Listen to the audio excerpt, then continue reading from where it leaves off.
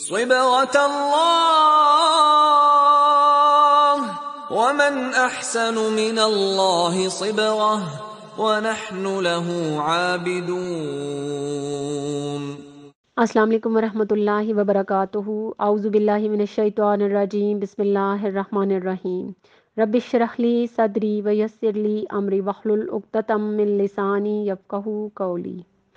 اس نئے آنے والے سال کا آغاز ایک چھوٹی سی تبدیلی کے ساتھ کیجیے۔ اپنی زندگیوں میں استغفار اور شکر کو شامل کر لیجیے۔ اکثر اوقات ایسا ہوتا ہے کہ ہم پاس میں حسرتوں کو ڈھونڈ رہے ہوتے ہیں اور پاس میں ہمیں مایوسیاں ہی مایوسیاں نظر آ رہی ہوتی ہیں۔ اپنے اوپر آنے والی مشکلات کی وجہ سے ہم غیر مطمئن ہو جاتے ہیں اور زمانے کو برا بھلا کہنا سٹارٹ کر دیتے ہیں، یعنی زمانہ ایسا ہے، زمانہ ویسا ہے۔ ہمیں زمانے کو برا بھلا نہیں کہنا چاہیے۔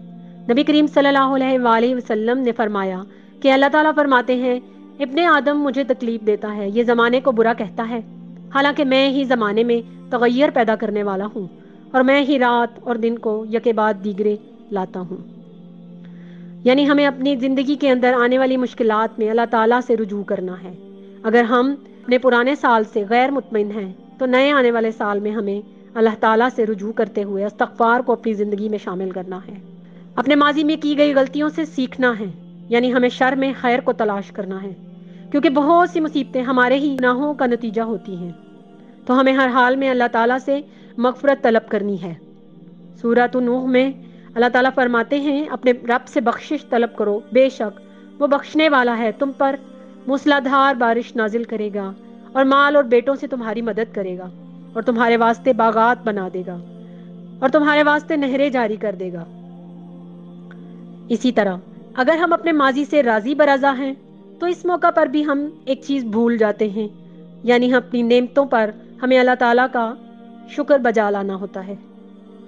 اس نئے آنے والے سال میں ہمیں اپنے اندر دوسری چیز جذبہ شکر پیدا کرنا ہے، بالکل ایسے جیسے حضرت ابراہیم کے دل میں جذبہ شکر پیدا ہوا تھا۔ سورۃ انعام میں آتا ہے، حضرت ابراہیم نے ایک تارے کو دیکھا، سوچا شاید یہ میرا رب ہے۔ جب وہ ڈوب گیا تو فرمایا یہ تو میرا رب نہیں ہو سکتا۔ پھر چاند کو دیکھا جو بہت بڑا اور روشن تھا، سوچا شاید یہ میرا رب ہے۔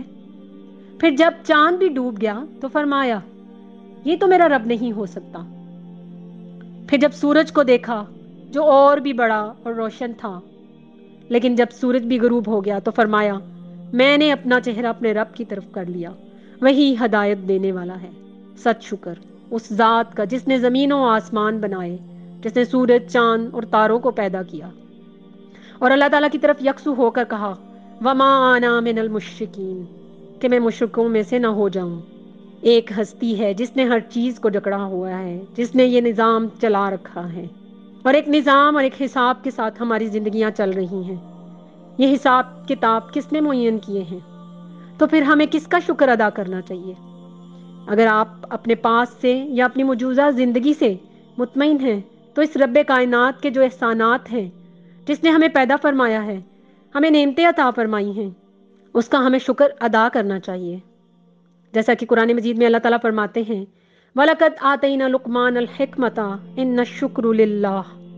حکمت کا تقاضا یہ ہے کہ شکر کا جذبہ اللہ تعالیٰ کی ذات کے ساتھ وابستہ ہو جائے۔ وَمَن يَشْكُرْ فَإِنَّمَا يَشْكُرُ لِنَفْسِهِ، اور جو کوئی شکر کرتا ہے اپنے ہی بھلے کے لیے کرتا ہے۔ لہٰذا ہمیں اپنے نئے سال میں استغفار اور شکر کو شامل کرنا ہے۔ اے اللہ تعالیٰ، اس نئے آنے والے سال میں ہمیں اپنے لیے چن لیجئے، آپ ہمیں اندھیروں سے نکالیے یا رب العالمین۔ ہم پر آنے والی آزمائشیں اور ان کی حکمتوں کو جاننے والے رب ہمیں بخش دیجئے۔